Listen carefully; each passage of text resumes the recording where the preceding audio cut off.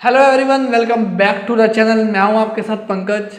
बच्चों, आज फिर अपना कंटिन्यू कर रहे हैं सेकंड चैप्टर वैसे तो हमारा कंप्लीट हो चुका है एज पर एनसीईआरटी, बट मैंने आपको बताया था जो प्राइवेट बुक्स हैं जो हमारे जैसे पूनम गांधी हो गई, जीएस अर्ग हो गई, सुभाष डे हो गई, उसके अंदर एनसीईआरटी का 7th और सेकंड चैप्टर मिक्स है।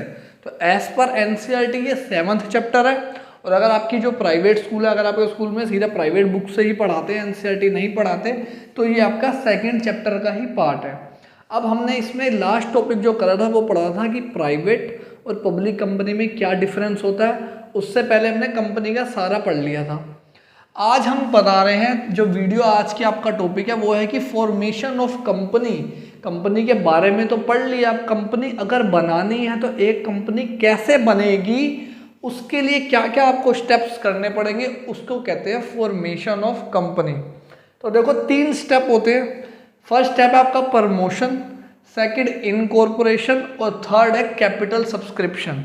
अब ये जो 3 स्टेप हैं पब्लिक कंपनी के केस में है।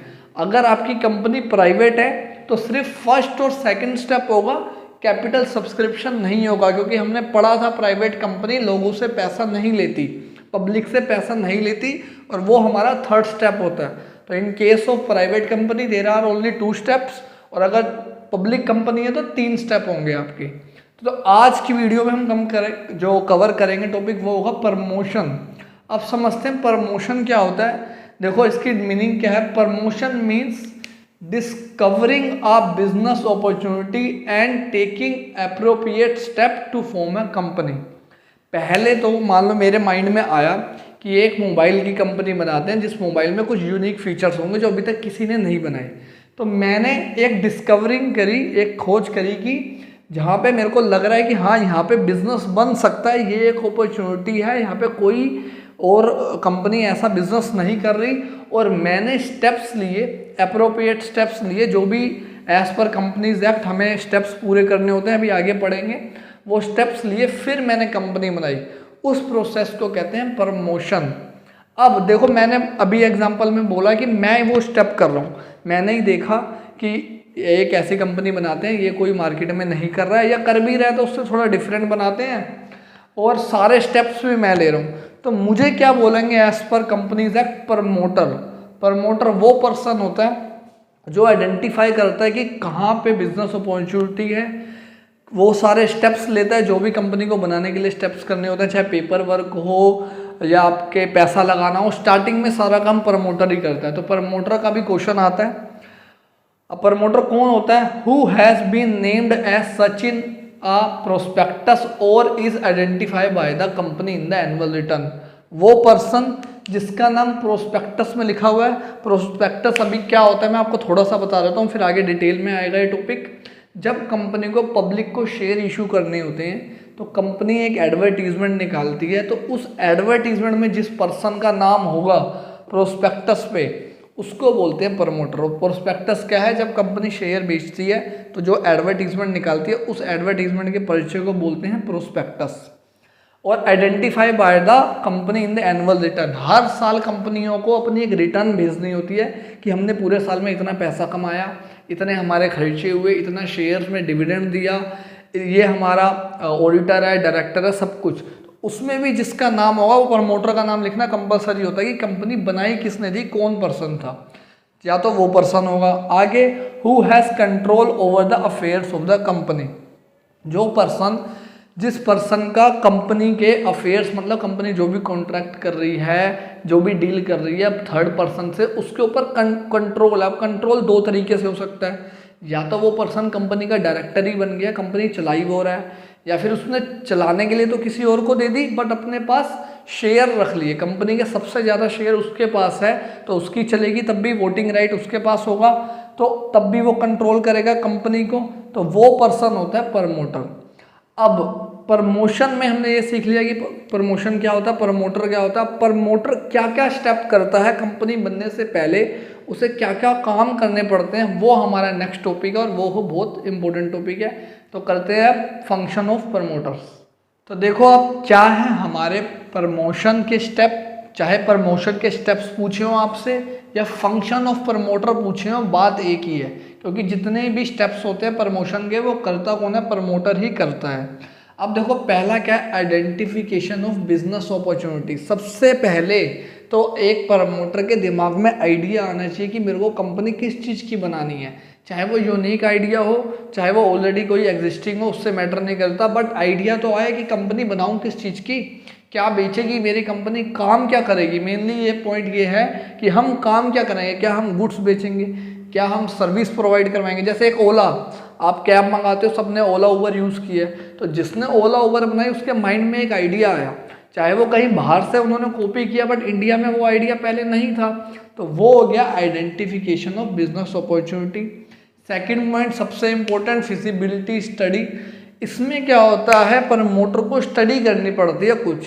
प्रमोटर जो जिसने ओला उबर बनाई तो उसके माइंड में ये तीन चीज़ें आई होगी कि टेक्निकल, कि जो आइडिया मेरे माइंड में आया है उसको इम्प्लीमेंट करने के लिए कौन सी टेक्निक लगेगी, क्या वो टेक्निक इंडिया में अवेलेबल है या नहीं है। मान लो वो इंडिया में कंपनी बना रहा है, कि वो इंडिया में अवेलेबल है या नहीं। जैसे अमेज़ोन पे देखो आप, अगर आप बाहर के अमेज़ोन देखोगे तो वहाँ पे ड्रोन से भी डिलीवरी कर देते हैं, वो घर में जो आपका पार्सल है वो ड्रोन से आ जाएगा।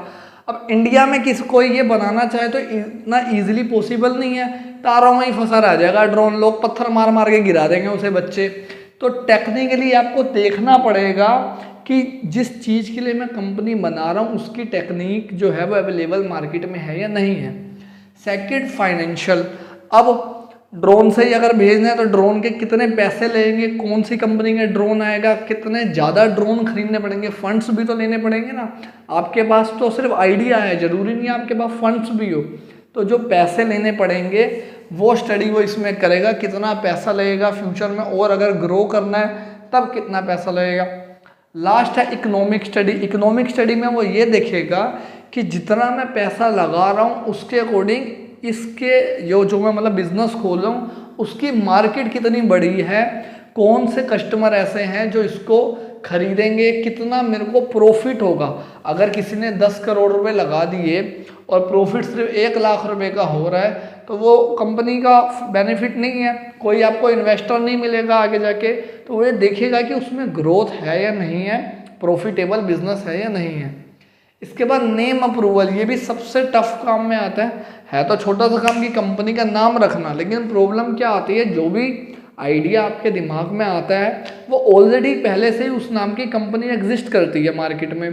तो कंपनी जब आप एप्लीकेशन देते हो नाम की, जब आप स्टेप्स कर रहे होते हो तो जो ROC होता है, ROC क्या होता है, रजिस्ट्रार ऑफ कंपनी, जहाँ पे ये कंपनी रजिस्टर होती है, वो ये नाम को रिजेक्ट कर देता है कि इस नाम की कंपनी मार्केट में ऑलरेडी एग्जिस्ट है, फिर आपको दोबारा नाम सोचना पड़ता है। तो ऐसे बहुत सारे रूल है, अभी हम पढ़ेंगे, नेम अप्रूवल का पूरा टॉपिक आएगा। लास्ट है मतलब फोर्थ पॉइंट है आपका fixing up signatory to MOA। MOA क्या होता है, मेमोरेंडम ऑफ एसोसिएशन। इसके बारे में भी पूरी वीडियो बननी है आपकी नेक्स्ट, जिसमें ये लिखा होता है कंपनी कहाँ बनी है, किसने बनाई है, नाम क्या है कंपनी का, कितना पैसा लगाया, सब कुछ लिखा होता है MOA में। मतलब आपने किसी कंपनी का MOA पढ़ लिया तो आपको 50% इन्फॉर्मेशन मिल जाती है कंपनी की।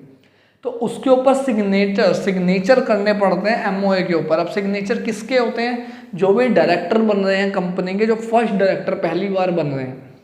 इन केस ऑफ पब्लिक 7 लोग होने चाहिए कम से कम सिग्नेचर के, और प्राइवेट कंपनी है तो 2 मिनिमम सिग्नेचर होने चाहिए डायरेक्टर और मेंबर्स के, जो शेयर खरीदने के लिए रेडी हैं कंपनी के, मिनिमम 7, पब्लिक में और प्राइवेट में 2।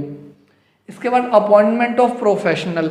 अब आपने ये सारा प्रोसीजर करना है, नॉर्मल पर्सन को ये सारा प्रोसीजर नहीं पता होता, जरा सी भी गलती हो जाए तो रिजेक्ट हो जाती है आपकी एप्लीकेशन। तो आपको ऑडिटर्स अपॉइंट करने पड़ते हैं, CA अपॉइंट करने पड़ते हैं, बैंक्स अपॉइंट करने पड़ते हैं अपनी कंपनी के, उनके साइन होने चाहिए कि हाँ हम इन कंपनी के साथ जुड़ने के लिए रेडी हैं। तो वो सारे किस में आते हैं, अपॉइंटमेंट ऑफ प्रोफेशनल में, क्योंकि उनके साइन के बिना ये डॉक्यूमेंट आगे नहीं जाते। Last preparation of necessary document. अब बाकी जो डॉक्यूमेंट है आपके MOA हो गया, एक AOA हो गया, कंसेंट ऑफ डायरेक्टर की हाँ भाई मैं डायरेक्टर बनने के लिए रेडी हूँ, कंसेंट ऑफ प्रोफेशनल की हाँ हम इस कंपनी के CA हैं, CS हैं, बैंकर हैं, कल को ये कंपनी पब्लिक से पैसा लेगी हमारे बैंक में आएगा, ऑडिटर हैं, उन सब के बारे में भी लिखना होता है, डॉक्यूमेंट सारे रेडी करने पड़ते हैं। ये होता है आपका एक प्रोसीजर कंपनी बनाने का। आजकल तो ऑनलाइन हो गया, तो ऑनलाइन तो बहुत जल्दी ये काम हो जाता है, बट फिर भी ध्यान रखना पड़ता है। तो ये था बच्चों आज का हमारा टॉपिक। प्रमोशन हमारा ख़त्म हो गया। अब नेक्स्ट करेंगे इनकॉर्पोरेशन की, जब कंपनी एक्चुअल में बनती है तो क्या होता है। तो मिलते हैं बच्चों नेक्स्ट वीडियो में। Thank you everyone.